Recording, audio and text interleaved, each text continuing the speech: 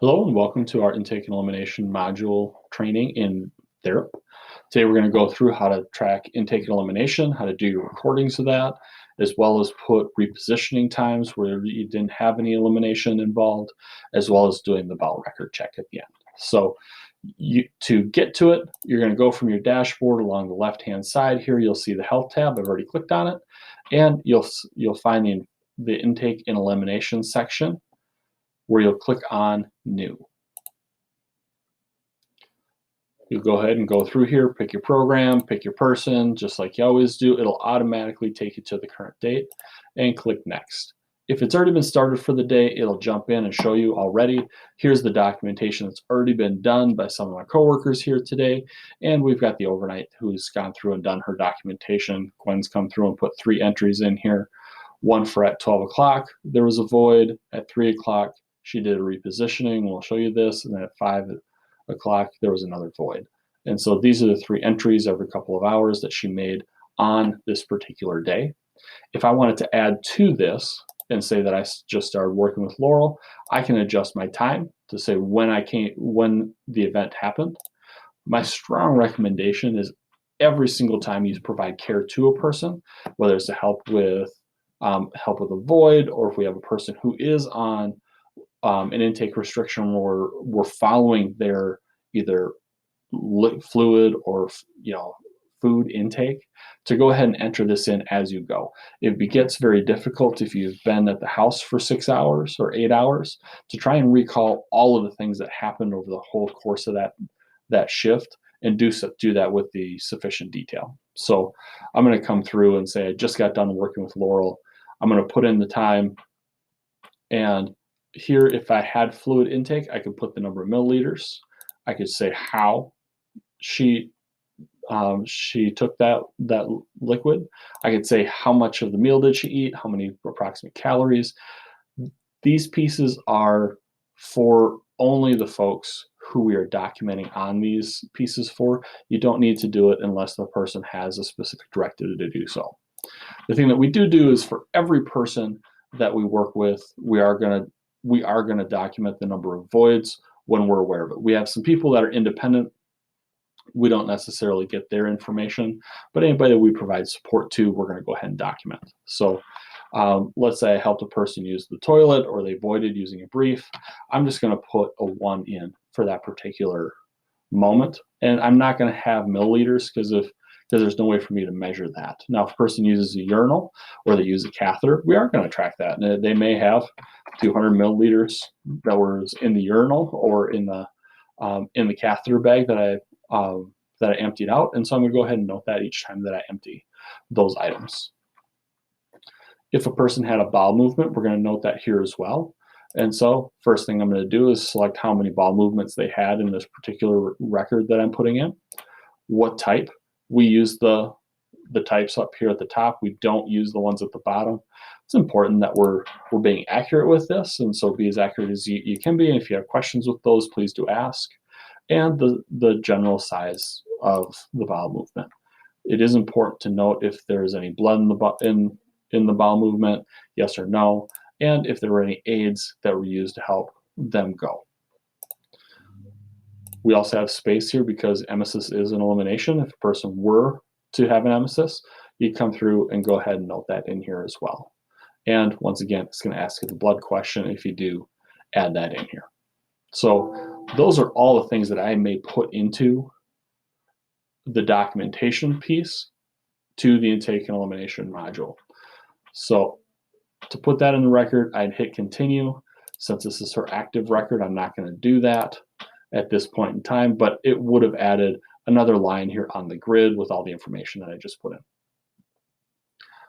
In addition to tracking intake and elimination, we are also tracking repositioning through this module, and that's what this is right here. And I can grab some more detail here from Gwen. As Gwen went through and she repositioned Laurel at 3 o'clock in the morning, or sometime between 3 and 4. So she came in here and she didn't put any information in all the other categories with the exception of number of fluid voids, where she put 0. When doing that, you're indicating that you went in, helped a person reposition, did the 2-hour check that we're required to do, and they didn't have any voids. There wasn't a need for toileting at that point in time, so I'm going to put 0. And so we can see that Gwen waited till the end of the night to put all of this information in. But like I said before, I would recommend after you do rounds to come in and go ahead and put all this info in.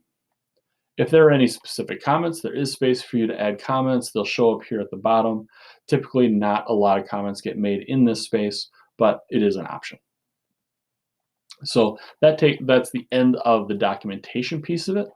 I'm going to go ahead and back up a little bit and just go through how to check past data to see if a bowel intervention is necessary. And so for us as an organization, we have tasked the 4 o'clock med passer with reviewing the bowel records for the individuals we support and making sure that they've had a bowel movement sometime over the last 3 days.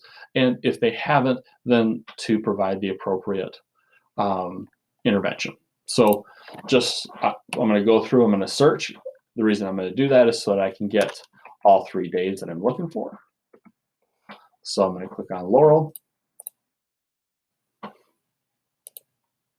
for the 22nd. Today's the 25th. And I'm going to put number of BMs. And BM amount and whether or not they had a bowel aid. It's going to give me all 3 of these in my report that's going to come out. And I just about missed BM type.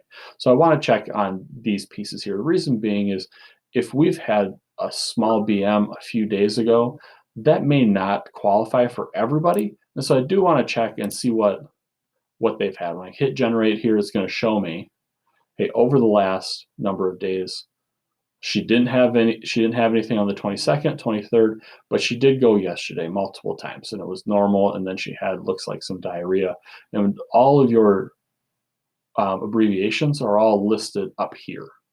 And so medium, large, small, and she did not receive, or she received some kind of bowel aid. There's an other here.